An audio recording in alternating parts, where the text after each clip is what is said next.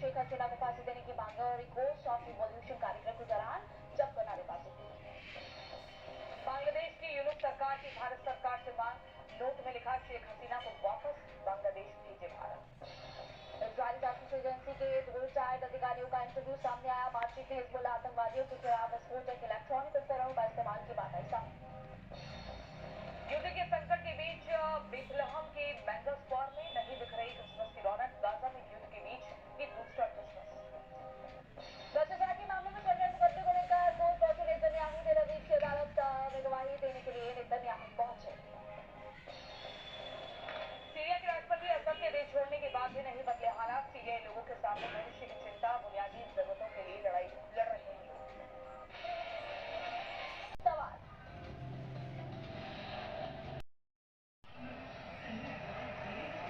देखिए, rescue operation चल रहा है और उम्मीद की जा रही है कि जल्दी उसको बाहर निकाला जा सकता है। तस्वीरें मैं आपको रेस्क्यू ऑपरेशन की बताता हूँ।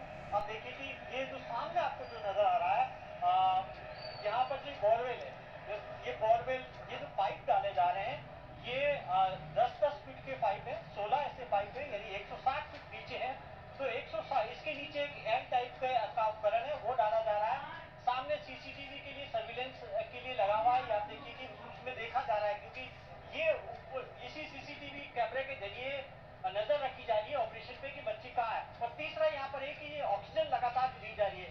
ये ऑक्सीजन का यहाँ पर ये सिलेंडर रखे हुए, यहाँ से लगातार ऑक्सीजन जा रही है। अभी भी आप देख सकते हैं कि ऑक्सीजन की सप्लाई हो रही है पाइप के जरिए। इस पाइप के जरिए ऑक्सीजन को दिया जा रहा है और यहाँ पर ऑक्सीजन पाइप सिलेंडर कम नहीं हो, इसलिए ऑक्सीजन के लगातार ये स्टॉक रखा हुआ है, यानी 1 घंटे के अंदर एक पाइप चलता है और लगातार। जब देखिए कि उम्मीद कितनी है, उम्मीद यहाँ पर पूरे गांव के लोग इकट्ठा है, बड़ी संख्या में आसपास के गांवों से लोग आए हैं इस इंतजार में कि कब चेतना को निकाला जाएगा।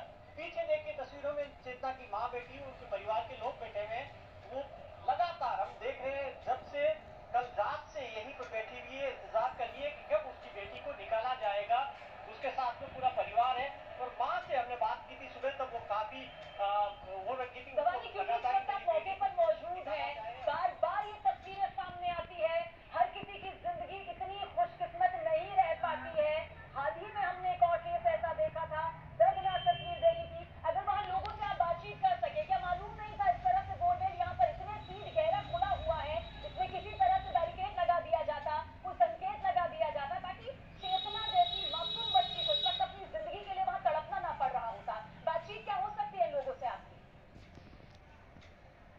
देखिए, बिल्कुल लोगों से बात करेंगे, क्योंकि ये सवाल कुछ दिन पहले दौसा के अंदर हुआ था, तब भी ये इसी तरीके से हादसा हुआ। हालांकि परिवार का कहना है कि ये बोरवेल के पाइप कल ही निकाले गए और पाइप निकालने के बाद में मशीन मंगा ली गई थी इसको कवर करने के लिए, ऊपर प्लास्टिक का कवर लगाया गया। मशीन आती उससे पहले हादसा हो गया। क्या कहेंगे, ये जिस तरीके से हादसा हुआ,